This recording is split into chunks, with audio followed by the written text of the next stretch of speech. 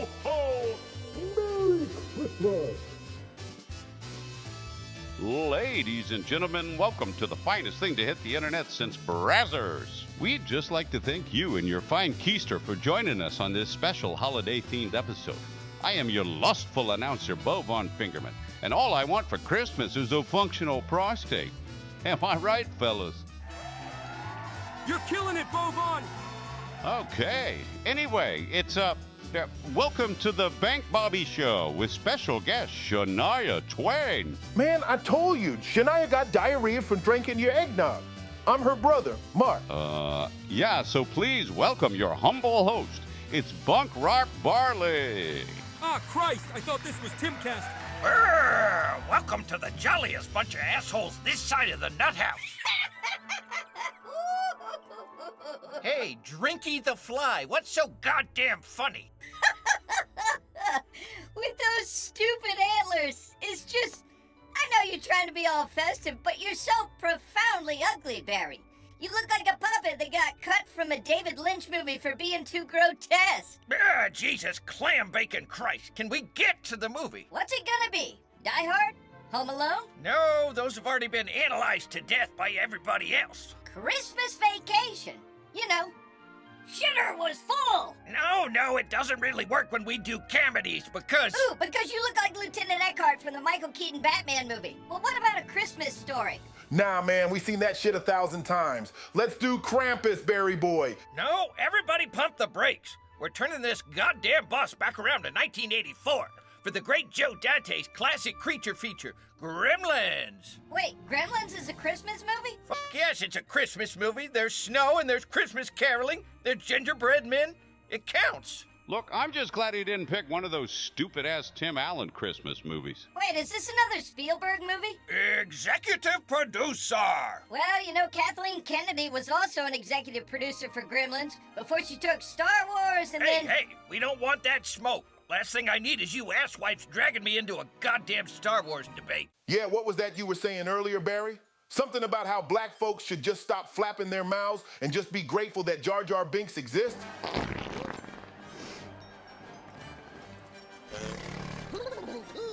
Oh, very funny. I see what you're doing. Nice try, asswipe. Anyway, the screenplay for Gremlins came from Chris Columbus, who also wrote the Goonies story and directed the Home Alone movies and some of the Harry Potters and a bunch of other shit. All right, so our story begins with failed daddy Randall Peltzer, a bumbling inventor who's looking for the perfect Christmas present for his son, Billy.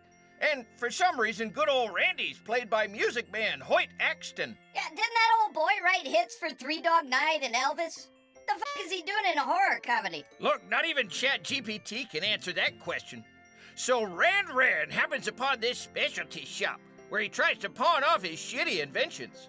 But he also finds this mogwai creature, which isn't really supposed to be for sale, but he's still gonna get it.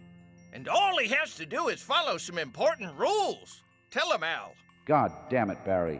I told you not to summon me during the holidays. I'm trying to get some Yuletide pussy in the afterlife, and you're cramping my style. Anyway, the movie says mogwais must never be fed after midnight and should never be exposed to bright light. By the way, Barry, you look like a middle-aged version of that tubby boy from The Sandlot. Blech, phantasmal asswipe. Yeah, well, what if you feed a mogwai at 11 p.m., but then you drive for 30 minutes and cross into a new time zone? I mean, wouldn't that... Yeah, smartass. Joe Dante already made fun of all that in the Gremlins sequel. What if they're eating in an airplane and they cross a time zone? I mean, it's always midnight somewhere. Which is arguably better than the first. We'll get to that one of these days. So Billy gets to open his mogwai, which he names Gizmo, and all goes well. But he'd better not get little Gizmo wet. These are the stupidest rules, bro. You know it's bad when that dumbass M. Night steals your idea and applies it to aliens. Yeah, but the aliens in signs don't multiply when they get exposed to water. Well, it's still stupid, and unlike Gremlins, science is trying to be serious. Goddamn, people, it's a monster movie. Just suspend your disbelief a little and play along. Now, Billy Boy is our main protagonist, and this poor schmuck has to work at the bank, where he absorbs abuse from wealthy asswipes, like Mrs. Deagle, who is part Cruella DeVille and part Lady Scrooge, played by Polly Holliday. I'll take him to the kennel. They'll put him to sleep. Polly Holiday. That'd be a good name for an emo band. Ah, fuck off, Bovon. Yo, Barry, I hope this white-ass Karen gets what's coming to her. I'll catch the beast myself. I don't like folks being mean to animals. Yeah, no shit, Mark. Why do you think Chris Columbus wrote this scene? It's the first rule of screenwriting. Audiences will tolerate a character who mistreats other people, but threaten an animal and you're an instant villain. Now, Billy's a complete peon at the bank, and he takes shitloads of abuse from the customers, along with Judge Reinhold, who plays the shit-ass son of the bank's owner. By the time I'm 30, I'll be a millionaire. Look at you. Whoa, Judge Reinhold's in this movie? I don't remember him fighting any gremlins. Yeah, that's because he's in like 2 scenes and then he disappears. It's actually a pretty glaring flaw. Now, both Billy Boy and Judge Reinhold want to bang Kate, who's played by Phoebe Cates. But of course, she's not interested in Judge Reinhold because hot women never fall for rich, narcissistic Nepo asswipes.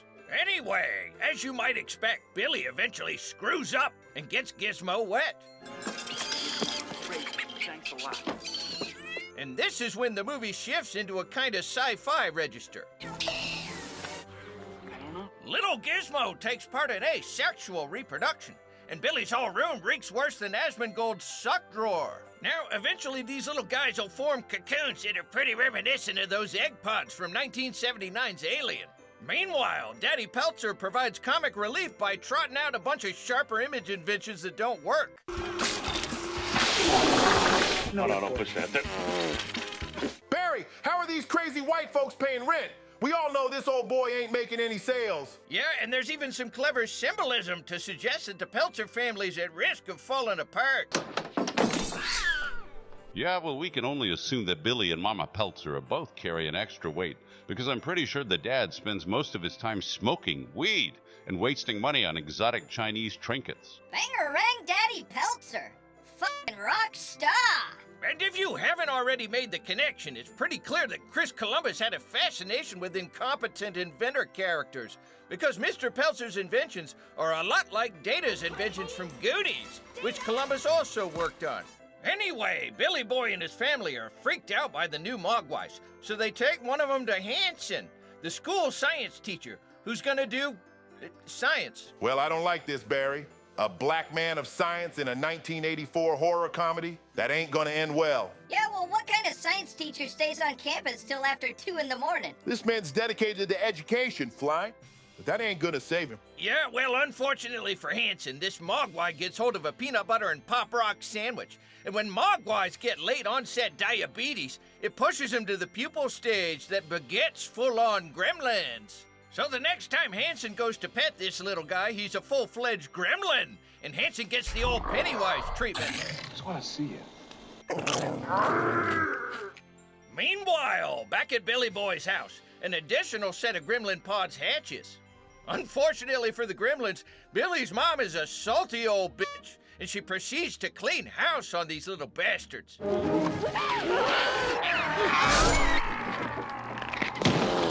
Oh, fuck yeah, Miss Peltzer's a badass. Mamma mia! She will whip that ass. Yeah, she will whip that ass.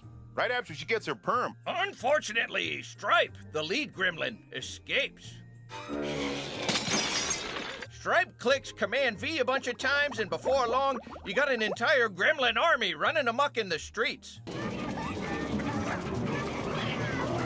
Billy heads to the police station for help, but the cops aren't buying it, especially young Mike Ehrmantraut. Yeah, but doesn't Billy show him Gizmo? I mean, doesn't that kind of corroborate his story? Yeah, what the hell? They're already looking at some freaky-ass creature they'd never seen before. So why would it be so hard to believe that there are more of them running around? Well, which brings us to the greatest part of this movie, which takes place at the estate of good old Mrs. Deagle. Yeah, check out her hours of operation. Barry, please tell me the gremlins bust this lady's booty wide open while she's riding the porcelain. No, you're thinking of Ghoulies, and Ghoulies ripped off Gremlins, not vice versa. So first, the Grimmies pose as Christmas carolers. This infuriates Mrs. Deagle because she doesn't want any goddamn Christmas paraphernalia on her Starbucks cup. Next, the Gremlins hotwire the shit out of her electric stair car thing. By the way, the portrait is character actor Edward Arnold, who is known for playing corrupt businessmen. Yeah, but what happens to Mrs. Deagle? Yes! That bunk bitch flew a country mile. Barry, can we watch it again? Come on, bro, it's Christmas. No, too much of a good thing can ruin it. Then why is it okay for you to go through 8 cans of aerosol cheese every week, Barry? Look, I have a problem. I admit that. Now, one of the other iconic parts of this franchise is that Kate has a darkly comical melodramatic tragedy to share for every holiday in the book. This was something that started with Gremlins and continued in the sequel, and the studio fought Joe Dante pretty hard to get it removed. Of course, we're constantly at risk of getting copyright claimed on this goddamn channel, so here's a kind of impression of Kate's little speech. It was Christmas Eve. I was 9 years old. Me and Mom were decorating the tree, waiting for Dad to come home from work. A couple hours went by. Dad wasn't home. So Mom called the office. No answer. Christmas Day came and went, and still nothing. So the police began a search. 4 or 5 days went by. Neither one of us could eat or sleep. Everything was falling apart. It was snowing outside. The house was freezing, so I went to try to light up the fire. And that's when I noticed the smell. The firemen came and broke through the chimney top, and me and Mom were expecting them to pull out a dead cat or a bird.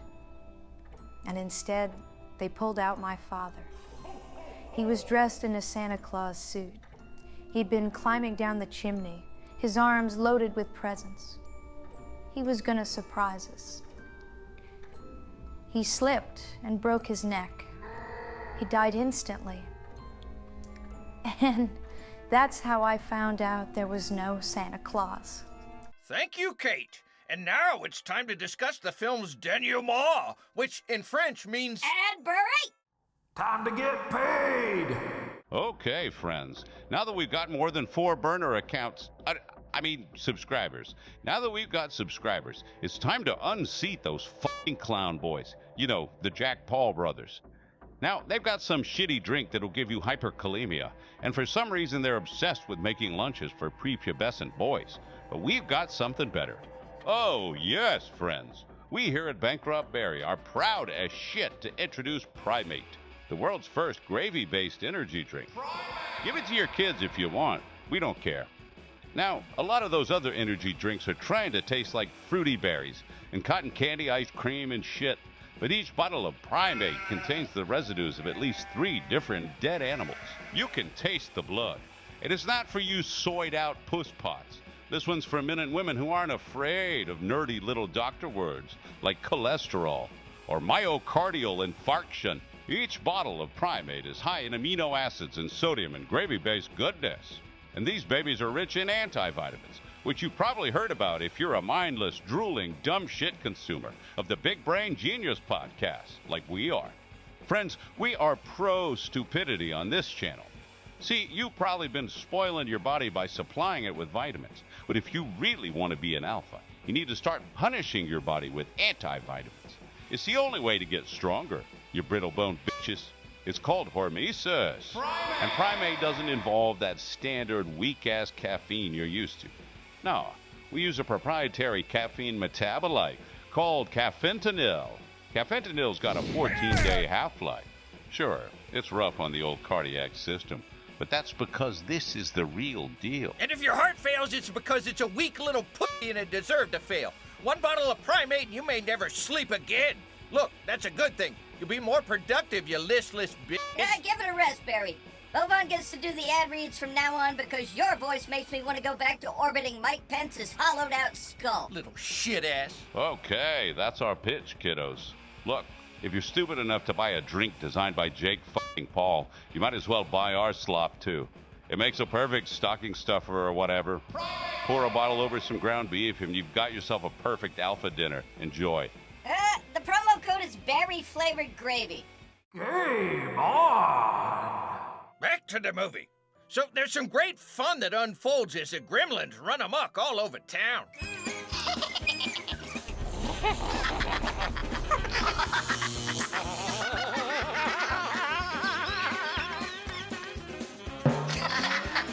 Man, I can't help wondering if some of these gremlins are racialized. It has been claimed that the Gremlins run the risk of being coded as ethnic stereotypes in certain scenes. But if you're looking for clear-cut xenophobia, look no further than Murray Futterman. Goddamn foreign gods. Goddamn foreign TV. You gotta watch out for the foreigners. Goddamn, Barry. How's this supposed to get us into the Christmas spirit? Take a look at the social barometer, Fly. Look at where we've ended up. We are Murray Futterman. And as for the holidays, they've always been about existing in utter misery among abject lunatics. That's why Kate's little monologue about her Santa Daddy dying in the chimney is so poignant. This movie is the perfect embodiment of Christmas 2024, you sons of bitches. A deranged army of troll demons has gone mainstream, and they're gonna tear this shithole apart. Here we go, folks. Barry's been drinking the holiday sauce. You want to know what my daddy gave me for Christmas when I was 10 years old? Was it a bottle of Rogaine? It was a little sandwich baggie full of rat bones. Well, that's poetic. He said if I could glue the bones together, I'd have myself a little Christmas pet. Brrr. Oh, Jesus, Barry. Get John Prine to write a song about it already. Now, if you listen carefully, you realize that some of the Gremlins were voiced by the great Frank Welker, who voiced pretty much all the cartoon characters we grew up with. Listen carefully for the distinctive laugh. And these aren't even the only gremlin-type creatures that Frankie Frank provided voice work for. Yeah, that little wall-dwelling shit-ass gave me nightmares when I was a kid, but now all my nightmares are about Mickey Rourke's face. Well, who did the voice work for Gizmo? The great Howie Mandel, star of Little Monsters. God damn it. Bovon just had another stroke. Someone fetch him an Alka-Seltzer. I never thought I'd say this, but Bovon's right. Just listen. So Billy Boy and company lure the Gremlins into a movie theater where they become mesmerized by the magic of animation. Yeah, Barry, because those characters don't look like they were animated by a methed-up rodeo clown. And just as the kratom kicks in, good old Billy Boy lights up a gas line and blows them all to shit.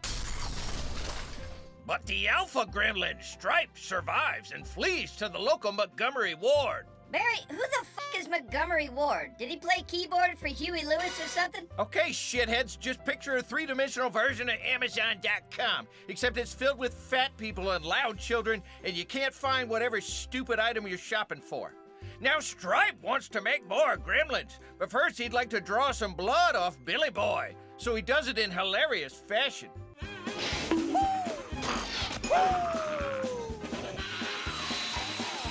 Hey, no cap, that crossbow shot was pretty gruesome for a PG-rated movie from 1984. It's true, and we could spend a bunch of time talking about how this movie affected the whole motion picture rating system, but who gives a shit? We'd rather talk about Gizmo, Tokyo drifting, and his adorable Barbie car.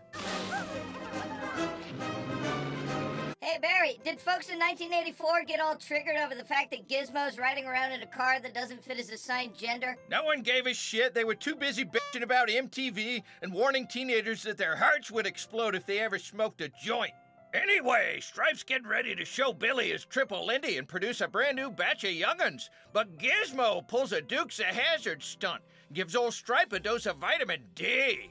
And that's the beautiful thing about a movie, folks. Everyone's in agreement about who the bad guys are. And all you need is a little bit of sunlight to make them disappear. When all the gremlin dust has settled, good old Mr. Wing delivers the moral of the story explicitly. Bob Saget style. You do with Mogwai what your society has done with all of nature's gifts. And then we all get to feel a little jolt of satisfaction because we're all foolhardy Westerners, and Mr. Wing has a more enlightened view that refuses to situate the universe as humankind's toilet. Everyone gets to pretend that they feel chastised, and then 30 seconds later, they're already dicking around on their new phone, which, in less than 3 months, will end up in a Malaysian scrap fire, where it'll give lung cancer to 7 or 8 kids who have to burn it for the trace amounts of gold or whatever. Barry, you know, we've got like 300 subscribers now, and you promised you'd either do a music collaboration with someone or we'd make you perform some kind of demeaning stunt. Is that really all we've got at this point? 300 subscribers? Can't even afford to pay for sex on Christmas. But before I get to Steve-O treatment, I just want to leave you all with a very sincere and heartfelt message for the holidays. I hate you all. I hate what we've become.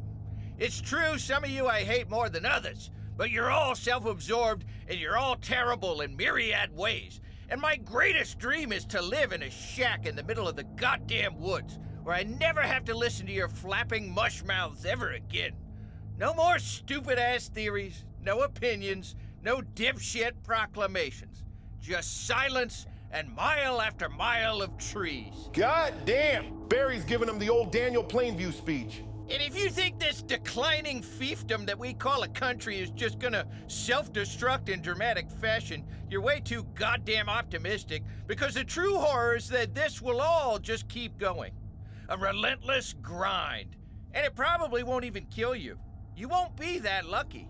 You'll just keep limping along through this cosmic junkyard that we call reality, watching as it grows shittier and shittier, and the people around you grow more and more imbecilic, more and more cartoonish in their moronic crusades.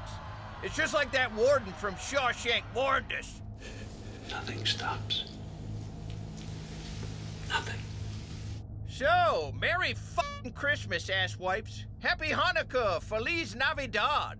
Go buy a Bugatti or a Cybertruck or a sex doll or an AK-47 so you can fool yourself into believing your life isn't utterly vacant and worthless. Maybe you can get drunk enough to delude yourself for another year or two. But what then? And anyway, what's my goddamn punishment this time, Fly? Do I get an Elon Musk rocket up the ass? Do I get humped to death by an army of gremlins? Or maybe Amy Schumer uses me as a tampon? Nah, Barry, it's nothing like that. I'm sorry, but you might be facing something worse. Oh, Jesus.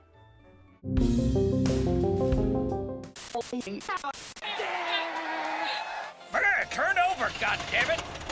Oh, life is a highway, bitches! Oh, Barry's coming on strong!